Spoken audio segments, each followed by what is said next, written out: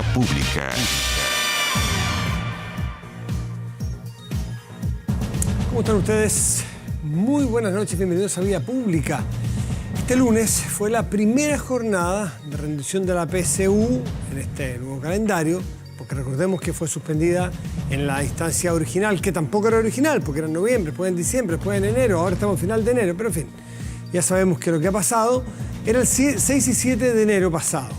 Incidentes aislados hoy, suspensión de locales de rendición y más de 40 detenidos, eso fue lo que marcó la jornada, que de todas formas fue calificada como un éxito por las autoridades. El vicepresidente del CRUCH y rector de la Universidad de Valparaíso, Aldo Valle, entregó en la moneda, junto al subsecretario del Interior, Juan Francisco Gali, y su par de Educación Superior, Juan Eduardo Vargas, las cifras que dejó esta rendición del test y señaló que en un 98% de los locales se pudo rendir, que solo 3 locales la suspendieron y que 8 sufrieron una suspensión temporal. Queda mañana, vamos a ver qué es lo que ocurre. Ojalá vuelva la razonabilidad y mañana podamos hacerlo por el bien, sobre todo los muchachos que están ya agotados, todo un año entero trabajando, pensando en que también requieren vacaciones estos muchachos para prepararse para su primer año de universidad. Bueno, desde la ACES, Víctor Chanfró y Ayelen Salgado aseguraron que la jornada de protesta fue nacional y realizaron un llamado a los estudiantes a seguir movilizándose.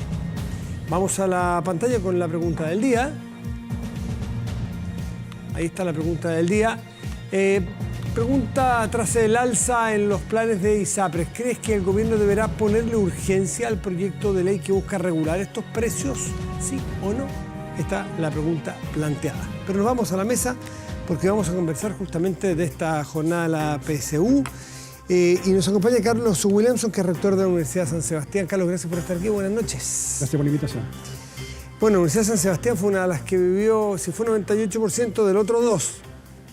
Si ese es el 2 en el universo, a ustedes les tocó un porcentaje importante, porque entiendo que 5, de las 7 que tienen ustedes, 5 no pudieron seguir, ¿no es cierto? Centros, no se llaman unidades o centros de rendición. Ustedes estaban con ustedes, la habían acogido.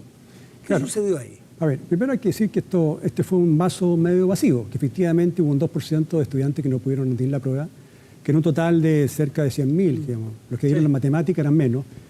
Son alrededor de 2.500, 3.000 alumnos que no pudieron rendir. Nos tocó a nosotros uno de los recintos que fue vandalizado nuevamente por una irrupción de un grupo de desalmados que andaba camuflado, ¿no es cierto? Rompieron una reja, entraron, y el objetivo básicamente era tratar de suspender la prueba. Ellos entraron por el lado de sector oriente, por la calle Holanda, y efectivamente lograron parar, ¿no es cierto?, la prueba que se estaba tomando en ese sector. Había 3 sectores. Un sector no se pudo seguir tomando precisamente por esa irrupción. Ahora, ustedes habían solicitado, usted es en ese mismo local, este es la Universidad de San Sebastián, sede de Los Leones. Exactamente. Que queda entre Los Leones, Holanda, Lota y Carmen Silva. Y Carmen Silva.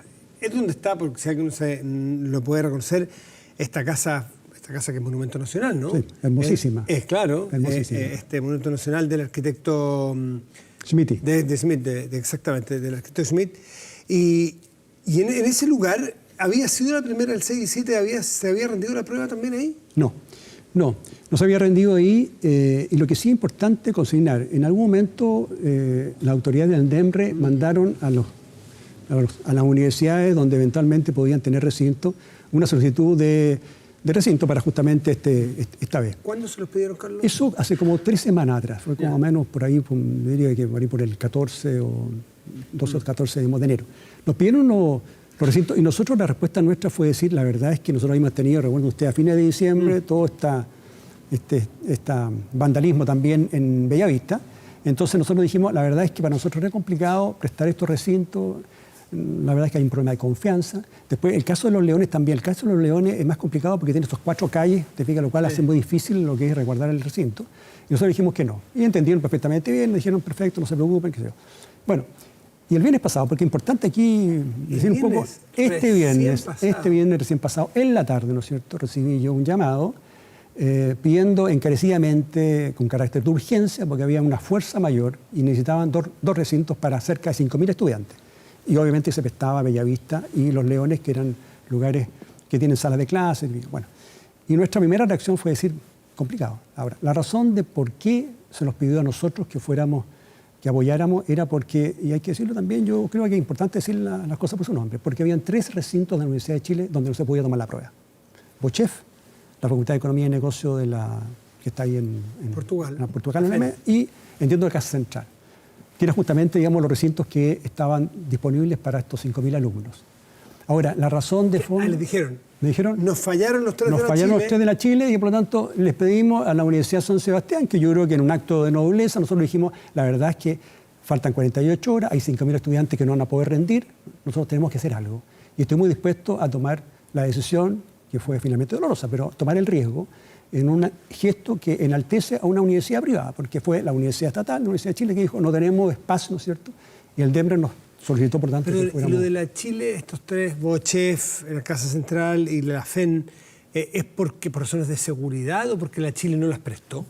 No, la razón de fondo, Matías, hay que decirlo. Dígalo. Porque centros de estudiantes dijeron, nosotros no aceptamos que entre fuerza pública, carabineros a nuestro recinto y por lo tanto, esa fue la razón de fondo. Pero se podía cercar. Pero esa fue la razón de fondo. ¿Y la Universidad de Chile entonces? Y la Universidad de Chile dijo, no puedo, digamos, provocar, ¿no es cierto?, un estallido social en mi recinto, por lo tanto, no está disponible. Hay que recordar que la Universidad de Chile es la que administra la prueba. Por lo tanto, ahí, bueno, nosotros frente a esa situación dijimos, bueno, tenemos que hacer algo y pusimos a disposición.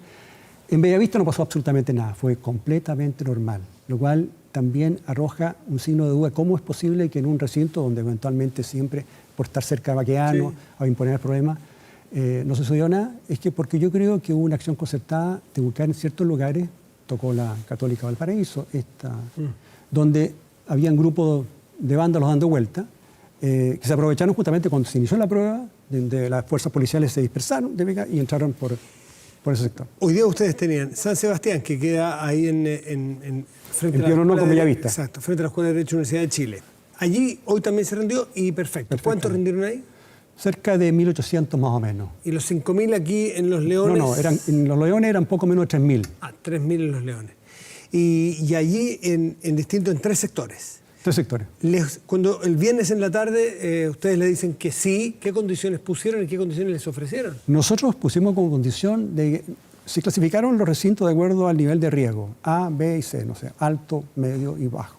El nuestro, obviamente, que el caso de Los Leones era alto. ¿Por qué? Porque, insisto, hay muchos puntos donde pueden haber ingresos. Muy vulnerable. Y el de Bellavista, por razones obvias, porque Bellavista es un lugar que está cerca de la zona cero, donde tenemos problemas habitualmente los días viernes. Entonces, la exigencia fue un resguardo policial adecuado, lo cual no fue al nivel que nosotros esperábamos. El resguardo. El resguardo fue inferior, con todo tipo de explicaciones. Yo estuve con el teniente que estaba a cargo del resguardo del local y nos dijeron, a ver, nosotros tratamos, pero en fin, pero al final no había resguardo policial suficiente y además de que había un desorden interno en medio. La prueba tardó como una hora desde que ingresaron los alumnos para que comenzara. Pues se retrasó la prueba. Se retrasó. Hasta las 10, ¿no? No, a las 10 ingresaron. En principio se había corrido hasta las 10. Claro. Y a las 10 recién ingresaron. Los estudiantes comenzaron a ingresar más o menos como en cuarto para las 10 y media y cuarto se ingresaron. Después había un problema de desorden interno, faltaban examinadores. Aquí hubo un problema también de examinadores. De hecho, entiendo que algunos facsímiles se perdieron y se pusieron a disposición de alguien que tomó un facsímil y lo copió. Sí. O sea, a ver, nuevamente tuvimos problema logístico de que no estuvieron las condiciones dadas porque hubiese sido completamente exitoso. Y bueno, el vaso medio lleno, obviamente que el 98% de los estudiantes pudieron... Pero interesante cómo operó la logística, porque las personas que impidieron al resto, las personas que querían dar la prueba, ¿Carabineros estuvieron cercando el lugar o estuvieron en las entradas? O sea, ¿era una ayuda parcial o total de la zona? El ingreso se hizo por lota, por lo tanto el ingreso de los Carabineros estaba por lota. El sector de Holanda está completamente cerrado y nunca se abre. Pero un sector débil, ¿no es cierto? Porque es una simple reja que está ahí. ¿Esa fue la que rompieron? Esa fue la que rompieron. Cuando parece que las fuerzas públicas estaban por acá. ¿No estaban todas las puertas resguardadas por Carabineros? No estaban todas las puertas resguardadas. Esa fue la razón de fondo. ¿Y el problema sucedió con gente que entró desde afuera o también con alumnos que habían entrado con su permiso para dar la prueba? Mira, Matías, yo no puedo... Hago un acto de fe. Yo estuve en Bellavista especialmente, afuera, y luego me fui a Los Leones. Los niños entraron para dar la prueba. Esto fue un acto de vandálicos que no eran las personas que iban a rendir la prueba, que fueron los que comenzaron a lanzar piedras, rompieron algunos vidrios y, bueno, como digo, entraron por ahí. O sea, que yo creo que aquí se produjo algo que tal vez fue distinto al 5 y 6 de enero, porque todo esto vino de afuera, de gente que trató de impedir, de boicotear la prueba, pero sin que las personas que daban la prueba hicieran algún acto de violencia. No ocurrió nada de eso. Ya, eso es un avance. Un avance, digamos. La vez pasada sí hubo gente desde adentro. Exactamente. Bueno, y ustedes entonces tomaron la determinación de revocar, por así decirlo, el préstamo. Ahora, ¿de las dos sedes? No, en Bellavista se va a tomar mañana, se tomó hoy día, sin problema, ¿no? Okay. O sea, todo impecable. No, ha funcionado muy bien en todo el resto de los locales. Nosotros hicimos algo de sentido común. Como irrumpieron estos vándalos, ¿no es cierto?, se confundieron con la gente que estaba ahí, ¿no es cierto?, rindiendo la prueba. ¿Ah? Entonces había que desalojar el recinto, obviamente, porque teníamos que sacar a la gente, no podíamos, ¿cómo distinguíamos entre uno y otro? Así que lo que dijimos fue desalojar, informamos al DEMRE que íbamos a desalojar esto fue a la mediodía, entre 12 y 12 y media, por lo tanto era imposible que pudiéramos tomar nosotros la prueba a las 3 de la tarde, es imposible. En consecuencia nosotros nos pusimos de acuerdo, le dijimos al DEMRE que lamentablemente nosotros no podemos disponer de ese recinto para la prueba y por tanto se suspende la prueba de lenguaje y la prueba de ciencia. ¿Y si bueno, ya no es el caso, pero para mañana no había posibilidad de resguardar las entradas y volver a hacerlo en Los Leones? No, porque yo entiendo que lo que hizo el DEMRE fue rápidamente reubicar a estos 1.000 y tantos estudiantes de distintos lugares. Lo que sí me consta, porque me ha llegado comunicado de que recién a las 4 de la tarde se les dijo dónde tenían que ir. Me consta porque algunos de los estudiantes que lo rindieron en Los Leones se fueron al campo oriente de la Católica y llegaron como a las 4:30, a las 5, y se les tomó la prueba a las 6, cuando todo el resto partió a las 3, entiendo, o 3:30, no sé, 4. Por lo tanto, un desorden enorme. Bueno, pero poco a poco se va llegando y si es el 98% del resto que quedaba, van a quedar realmente pocos. Y como dijo el rector de la Universidad Católica, me parece, el fin de semana, bueno, si hay una necesidad de una tercera etapa, va a tener que haberla, ¿no? Yo creo que no. O sea, perdón, no quiero aquí arrogarme, no puedo responder. Yo creo que es un sinsentido tomar una tercera prueba. ¿Y qué se hace con los muchachos que no la dieron? Hacer lo mismo que se hizo con la prueba de historia. Ya. La prueba de matemática no se dio, que es el problema. Sí. El lenguaje se ha dado y la de ciencia se va a dar. Matemática uno obtiene como alternativa, nota de enseñanza media, matemática, por ejemplo. Las pruebas de ciencia, hay una alta correlación en resultados de matemática y ciencia. El lenguaje e historia. Y probablemente muchos que dan matemática dan ciencia. Por lo tanto, aplicar la misma vara que se utilizó para no perjudicar a estos 5.000 alumnos, o 3.000, no sé cuántos alumnos.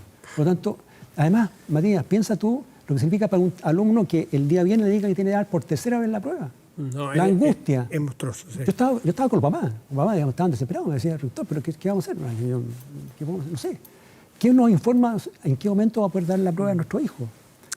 Ahora, el problema viene con la eventual judicialización, porque la cantidad de inequidades que se produjeron. O sea, una sala de clases de alumnos de Ingeniería de la Chile, a partir de marzo, desde abril, en esa sala de clases va a haber gente que rindió 3, que rindió 2, que le convalidaron 1, que le calcularon el otro, entonces que a uno la pudo ver en silencio, que otro que la pudo ver lleno de humo, de bombas lacrimógenas. Entonces, si hay algo que aquí se ha generado, si esta es una prueba que se le critica por ser poco equitativa, es que aquí se llegó al sumum de la inequidad. Sin duda, porque en el caso, por ejemplo, de historia, muchos estudiantes, digamos, de sectores socioeconómicos altos no dieron la prueba, ¿no es cierto?, y que tienen ranking alto y por tanto se benefician de poder asignarle un alto puntaje en circunstancias, digamos, que probablemente no le había ido tan bien en historia.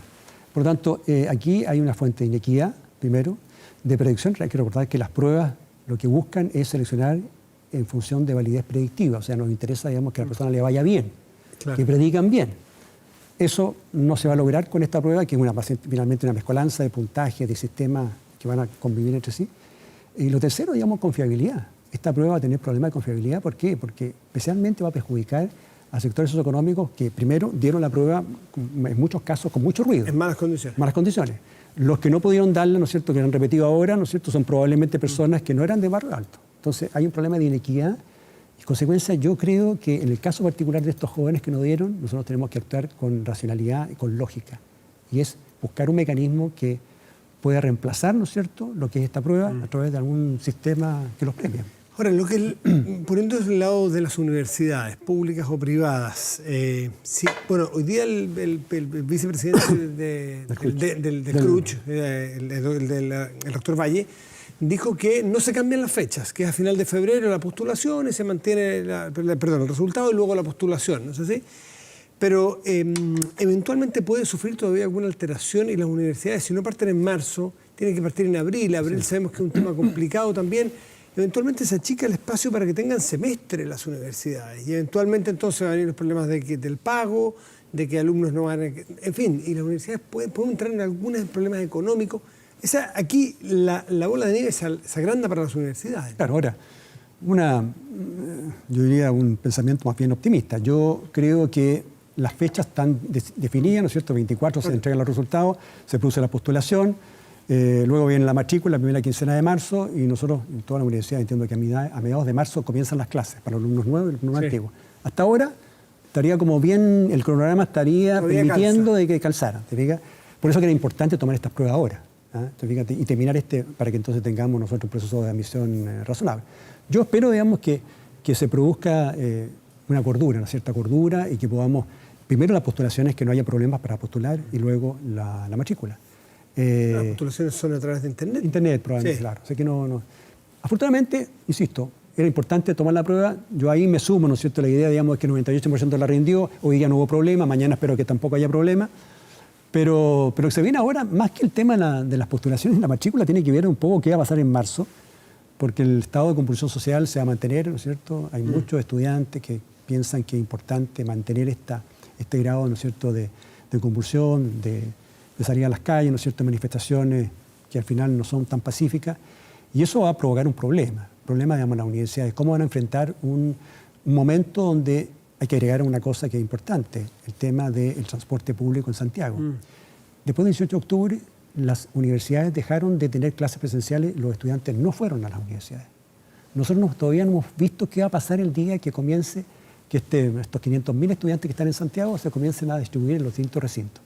Ahí podemos tener problemas de acceso y por lo tanto tenemos que estar dispuestos a de pronto flexibilizar las condiciones de acceso. ¿Es cierto que las universidades están pensando en planes B para el primer semestre? Es decir, con muchas más clases no presenciales, sino que online, tipos de prueba o evaluaciones de online, o sea, cambiando estructuralmente la forma para adecuarse, ¿o no están así? Efectivamente, yo he conversado con muchos rectores, estamos todos más o menos un poco pensando en lo mismo. Nosotros, por ejemplo, vamos a tener un sistema primero de flexibilizar el acceso, la asistencia. Nosotros tenemos un sistema de asistencia mínima 70%, lo vamos a flexibilizar. Primera medida. Segunda medida, vamos a utilizar de forma bastante más masiva, ya tuvimos la experiencia de utilizar las plataformas con medios tecnológicos que permitan, digamos, en el fondo mezclar presencial y no presencial. Claro. O sea, son medidas que estamos tomando a clases.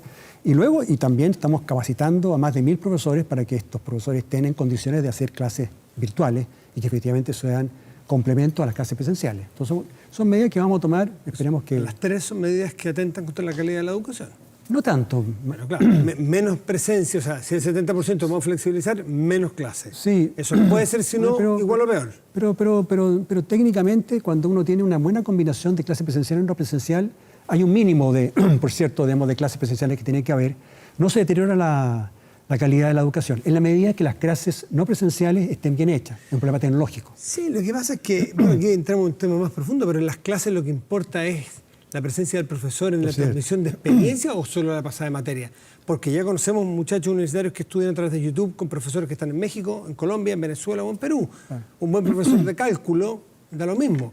El valor del profesor presencial es el tipo que es capaz de resolver una duda ahí, de transmitir la experiencia. Si los muchachos no tienen, o las chicas no tienen la experiencia de una clase con el profe o la profe ahí, la verdad que... Por cierto, no, por eso que todo depende, digamos, de un asunto de medidas, ¿no es cierto?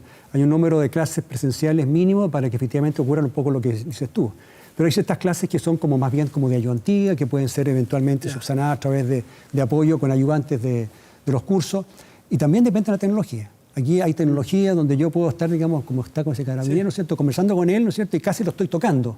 Esa tecnología, digamos, es cara, ¿no es cierto?, pero tenemos que imponerla. Cuando uno simplemente piensa que la parte no presencial es simplemente subir un PowerPoint, es prácticamente lo mismo que no hacerlo. Claro, exactamente. Dependiendo un poco de eso. Bueno, experiencia traumática, pero hay espacio para mirar la mitad del vaso lleno en esta PSU que termina mañana. Ojalá ya su proceso y que los muchachos, sobre todo uno piensa en ellos, puedan salir de vacaciones. Salir de vacaciones. Si es que era en noviembre, ¿no? Después se corrió diciembre. Después enero. Y estamos ahora a fin de enero, este es el cuarto intento.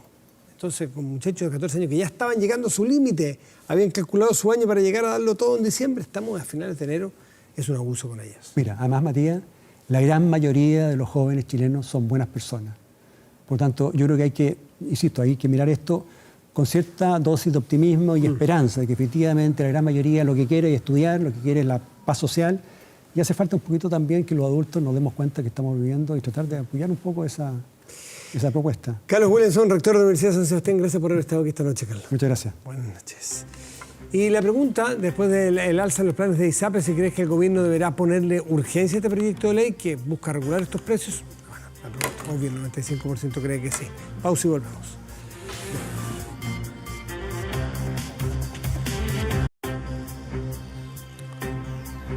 La dolorosa, impactante, inesperada muerte de un hombre tan joven como la muerte de Kobe Bryant da para entender su fenómeno, para entender un poco más de la NBA, del básquetbol, el fenómeno social que es en Estados Unidos fundamentalmente, en muchas otras partes, pero Estados Unidos es sin duda la meca del básquetbol. Es parte de la cultura norteamericana y bueno, la muerte de uno de sus líderes, de sus grandes íconos, sin duda que da espacio para tratar de entender más de esto. Y para eso hemos invitado a Nelson Quiroz, que es periodista, viñamarino. Gracias, Nelson, por estar aquí.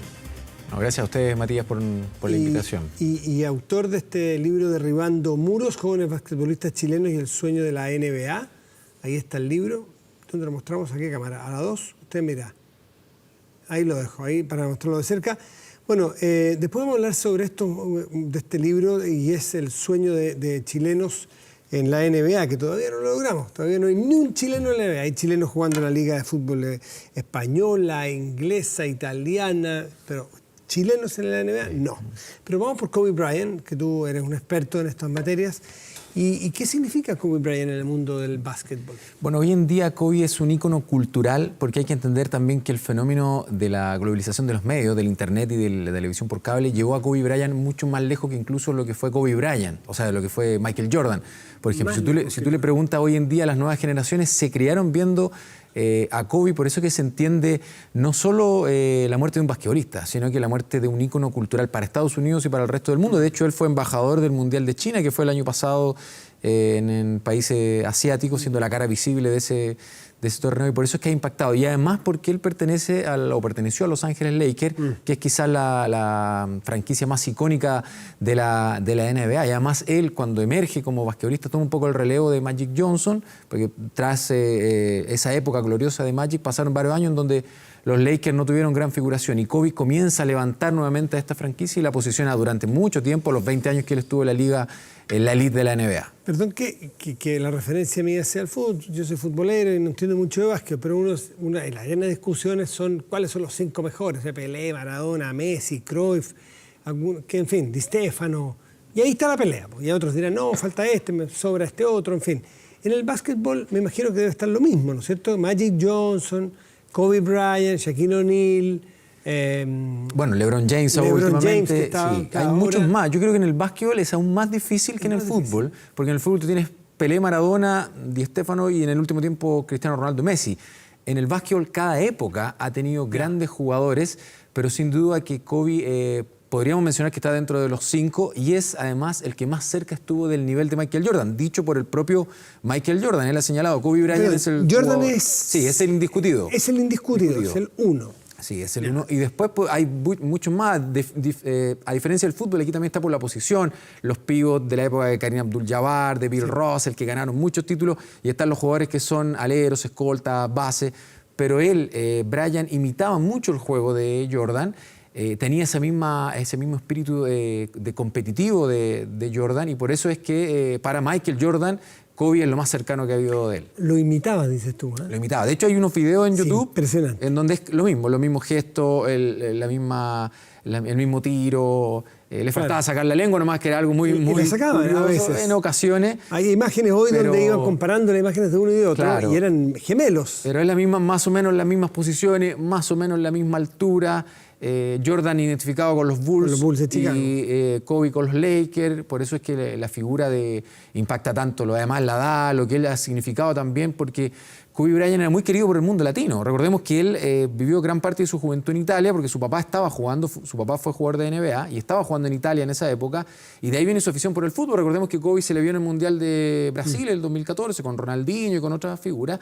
Entonces él sintió mucho esa pasión y además influyó mucho en su juego, porque recordemos que el básquetbol europeo tiene un estilo diferente al de Estados Unidos, que es más el juego individual, 1 contra 1. En el básquetbol europeo es más de fundamentos. Entonces él tuvo una mezcla de esas dos cosas, además de su físico atlético y su pasión por el fútbol. De hecho, hay muchas imágenes compartiendo de él con Messi, con Ronaldinho, las visitas de Barcelona, Real Madrid, que se hicieron muy frecuentes en el último tiempo a Los Ángeles, en donde él pudo compartir con todas estas figuras del fútbol mundial. Ya hablaba español porque su señora es de origen mexicano, y hay entrevistas también donde él señala haber aprendido mucho español viendo Sábado Gigante, viendo La Madrastra, una teleserie chilena, así que él era muy cercano a la comunidad latina y a la prensa latina. Siempre una muy buena disposición para conversar. Hablaba español, italiano. Hablaba español perfecto e italiano perfecto.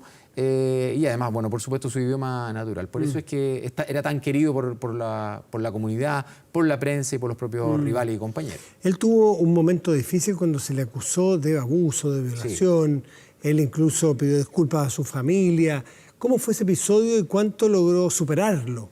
¿Cuánto lo perdonó la sociedad por esta falta? Lo perdonó al nivel de que hoy prácticamente no se hace mención de eso. Fue a mediados de la década del 2000, 2003, sí, 2004. Tenía 25 años. Él se recuperaba de una lesión en Colorado, estaba en un hotel y tuvo un encuentro sexual reconocido con una camarera. Ella en un primer momento señaló que había sido forzado, Kobe señaló que no. Y luego llegaron a un acuerdo los abogados de ambas partes y el asunto quedó tapado, pero nunca se supo realmente. No hubo una condena por violación. No hubo una condena, y él tuvo que reconocer, pedir disculpas públicas. Bueno, y sabemos que en Estados Unidos en general, cuando una persona reconoce su error, es quizás mucho más válido que el error mismo. Un poco lo que le pasó al presidente Bill Clinton en su momento. Sí. Entonces eso prácticamente pasó medio colado. Ya, eso no es una mancha, por decir. No. Bueno, el reconocimiento de hoy día queda más o menos claro, esa parte. ¿Y a qué estaba dedicado Kobe Bryant ahora? Bueno, él tenía una academia, que era la Mamba Academy, que era donde se dirigía ahora en el lamentable accidente del helicóptero con su hija. Una de sus hijas había heredado su gusto y su talento por el básquetbol. Gianna. Así es. De ahí viene el nombre italiano, no sabía que era... Sí, y él por el tema del tráfico habitual en Los Ángeles se movía en helicóptero. No era algo de que quería demostrar su poderío económico, no. El tráfico es como un problema que pasa un poco en Sao Paulo, Brasil. Sí, sí. Es tanta la congestión que él quería pasar más tiempo con su familia, porque él en varias entrevistas señaló que por los entrenamientos, los partidos, la NBA prácticamente viajan y juegan todos los días, no tenía tanto tiempo. Y una vez retirado le dedica todo el tiempo del mundo a su familia y a sus hijas principalmente, y para aprovechar ese tiempo se trasladaba en helicóptero, que lamentablemente le provocó el accidente. Estaba dedicado a eso y a hacer muchas obras de caridad, muchas de ellas de forma anónima, y en la academia establecer todo un tema de ayuda a la gente, algo que también hace LeBron James de forma muy silenciosa. Tienen colegios, comedores, ayudan a la comunidad afro, así que por eso es que la gente también lo quería tanto. Y estaba totalmente retirado de la NBA, obvio, pero estos basquetbolistas mayores tienen ligas de senior como los tenistas. No, lo que es muy usual... Se le podía ver, hacía clínicas de básquetbol, sí, era un showman, ¿seguía siendo un showman? Sí, pero no en la primera línea de la gente que se retira, y es muy raro que un jugador de NBA se retire y siga siendo entrenador. En algunos casos, Larry Bird, por ejemplo, en su momento fue manager de algunos equipos, pero él sí, lo que es muy usual en la NBA son los jugadores que son estrellas top, entrenar con otras estrellas de la misma época o de distintas épocas. Y eso sí, un poco en los veranos estadounidenses hacen actividades, hacen sus presentaciones, su academia, sus distintos campus, se mantienen ligados también por los sponsors que hacen actividades de NBA, pero no estaba en la primera línea de la NBA como tal. Ahora se ha visto y se ha solicitado por mucha gente que la figura de la NBA, este ícono que se utiliza, se puede hacer su figura, la de Kobe, de aquí a los próximos años. Eso sin duda que a lo mejor la NBA lo va a revisar, lo va a ver. Complicado, porque es ponerlo a él en el centro. Sí. Va a haber otros que van a decir, bueno, está bien, Kobe Bryant murió, pero es una elección del número uno. Sí, lo que pasa es que la figura actual es la de Jerry West, que es quien selecciona, mira cómo son las coincidencias de la vida. Jerry West, manager de Los Ángeles, elige a Kobe Bryant siendo un escolar, porque él fue de los pocos jugadores que no pasó por la universidad. Él pasó del colegio, en Filadelfia, donde estaba estudiando, directamente a la NBA. Y él hace un canje, porque no es los Lakers el equipo que elige a Kobe, son los Charlotte Hornets. Y en esa época él traspasa a Vlade Divac, que es un pívot yugoslavo, serbio después, muy famoso en esa época, que jugaba en los Lakers, va a Charlotte y los Lakers se hacen de un joven Kobe Bryant. ¿Y alcanzó a jugar en Charlotte Kobe Bryant? No, porque el traspaso se hace inmediatamente, se selecciona el draft, hacen estos cambios que son muy, muy habituales, y Kobe llega siendo una verdadera apuesta de Jerry West, pero en ese momento todo el mundo, nadie sabía lo que podía rendir, pues si bien una cosa es destacar en el colegio, otra era muy distinta a destacar en la NBA. ¿Y es habitual o qué grado de frecuencia tiene el que tú hagas una carrera completa en un solo equipo? Es poco, sobre todo en estos tiempos, es muy poco frecuente. De las otras estrellas, los otros íconos del básquetbol, ¿alguno tiene eso? Bueno, de lo que yo recuerdo, Bill Russell, su época de oro, con una cantidad enorme de títulos en los Celtics, pero Jordan, por ejemplo, que se recuerda con los Bulls, él se retira, pero después sigue jugando en los Washington Wizards. LeBron James ya pasó de Miami, de Cleveland a Miami y de Miami a los Lakers. Kareem Abdul-Jabbar podría ser, porque él, si bien sale campeón con Milwaukee, después todo el resto de su trayectoria es con Los Ángeles Lakers. Yo creo que se daba más en la época antigua. En esta época más moderna es se mueve poco más rápido. frecuente. Vamos un poco a tu libro, Derrumbando Muros, jóvenes basquetbolistas chilenos y el sueño de la NBA. ¿Por qué Chile nunca ha podido...? Bueno, Argentina puso a Gasol, ¿no? No, Gasol español. ¿Cómo se llama? Manu Ginóbili. A Ginóbili, a Manuel. ¿Qué otros países latinoamericanos han logrado poner a un deportista suyo en la NBA? Bueno, Puerto Rico, pero por cosas que es prácticamente Puerto Rico es un estado más de Estados Unidos. Venezuela, de los países latinos, Venezuela, Brasil, Argentina con varios, y Uruguay en su momento tuvo un jugador, pero un par de meses y nada más. Coincide que las mejores ligas o las competencias de mayor tradición han puesto jugadores en la NBA. Nosotros vamos en un camino ascendente. Yo me atrevería a decir que más temprano que tarde va a haber un chileno en la NBA. Nos ayuda mucho que hay chilenos que nacieron en Estados Unidos, que son de padre o madre estadounidense, entonces eso tienen una mayor estatura, se crían jugando a nivel escolar y a nivel universitario. Y yo diría que hay un par. Nicolás Carvacho es hoy en día el jugador que tiene más opciones. Para llegar a la NBA no solo se necesita el talento, se necesita mucho de lo que es conocido Kobe Bryant, que es la ética de trabajo. Esa ética que te hace entrenar todos los días, cuidarte con la alimentación, cuidar el físico, evitar las lesiones. Entrenar mucho y tener una concentración a prueba de todo. Y Carvacho, que hoy en día está en su último año de universidad, la Universidad de Colorado State, en la División 1 de la competencia. Está jugando por esa universidad. Está jugando, acaba de jugar el sábado pasado. Él el año pasado fue el mejor rebotero de toda la competencia universitaria y eso ya es una muy importante carta de presentación porque lo pone en el radar. De hecho, él se había inscrito para el radar, para el draft de la NBA de este año, del 2019, y retiró su nombre porque algunas lesiones no le iban a permitir estar en estos entrenamientos que se hacen de pre-draft. Seguramente este año va a volver a presentarse y va a depender mucho cómo termine la temporada, pero es hoy en día el que más opina. Candidato a ser el debutante chileno en el NBA. Sí, si no es ahora, quizás en el futuro, pero yo me imagino que opciones va a tener, por lo menos de ir a estos campos previos al draft de la NBA, donde se muestran, se entrenan y los jugadores van, los técnicos, los managers, empiezan a ver a los jugadores. Él es un pívot de 23 años, 2 metros 12 y que ha destacado y ha ido en una carrera muy ascendente estos últimos años. ¿Qué otro jugador chileno? Bueno, tenemos a Ignacio Arroyo, que está en España, en el Estudiantes de Madrid. Él todavía yo creo que le quedan muchos años más de foguearse en el básquetbol español. Él ya debutó en la ACB, que es la principal competencia basquetbolística fuera de la NBA. La mayor cantidad de jugadores que llegan a la NBA procedentes de Europa llegan de esta competencia y él está en el Estudiantes de Madrid. Obviamente ha hecho toda una carrera con la selección chilena, que de paso ahora en febrero juega la selección adulta en Valdivia, seguramente las clasificatorias para una Copa, para la Copa América del básquetbol, y él debiese estar jugando acá y ya destaca a nivel adulto. Y tenemos a Sebastián. ¿Qué edad tiene él tiene 20 años recién, cumplió. Curiosamente está de cumpleaños el mismo día que Carvacho, el 23 de enero, así que acaban de cumplir. Y hay que seguirlo. Hay que seguirlo y hay que seguir a Sebastián Herrera, que está en la primera división de Alemania, que es una competencia que ha crecido mucho. Él es un alero de 1,94, formado en la Universidad Católica, pero que muy joven se fue a Europa. De eso habla Derribando Muros, porque son jóvenes chilenos que dejan toda su comodidad.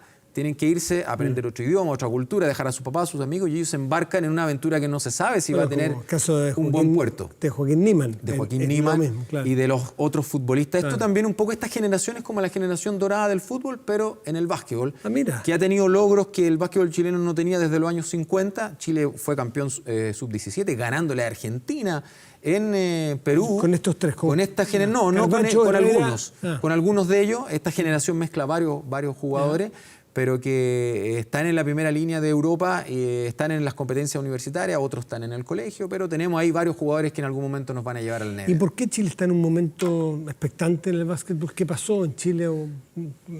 ¿Cómo se dio? ¿Cómo te lo explicas tú? Bueno, porque han llegado muchos entrenadores buenos, argentinos principalmente, porque los clubes también desarrollan un trabajo formativo en Santiago, en Valparaíso, en los clubes del sur, y porque se han organizado mejor las competencias.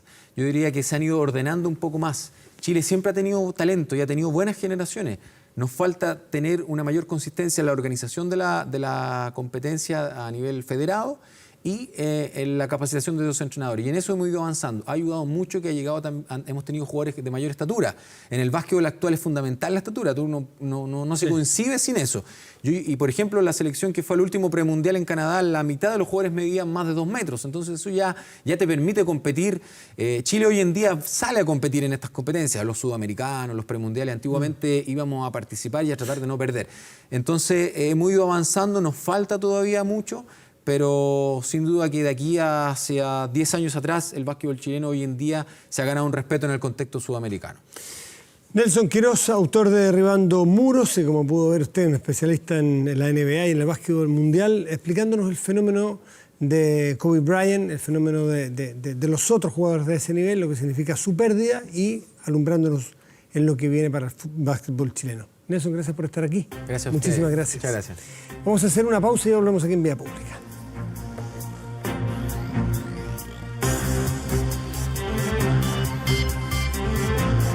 De inmediato a la pantalla, ya el resultado estaba planteado y tenía que ver con la urgencia que sí debe darse de parte del gobierno a los proyectos de ley que buscan regular estos precios. Naturalmente, la amplísima mayoría, el 95%, cree que sí. Vamos a nuestro portal de noticias24horas.cl. Y ahí está una de las noticias del día, una noticia muy fuerte, porque la verdad es que el fiscal Abbott, primero señalar que el fiscal Abbott llevó o pidió la remoción del fiscal nacional, del fiscal Emiliano Arias, del Ministerio Público, sacarlo. Y bueno, esto tiene que ver con la Corte Suprema, y la Corte Suprema, por 11 votos a favor y 3 en contra, derribó la moción. Es decir, le dijo al Ministerio Público que no podía sacar al fiscal Arias. 11 votos a 3. Es dividido de alguna manera, pero una división bastante clara, ¿no?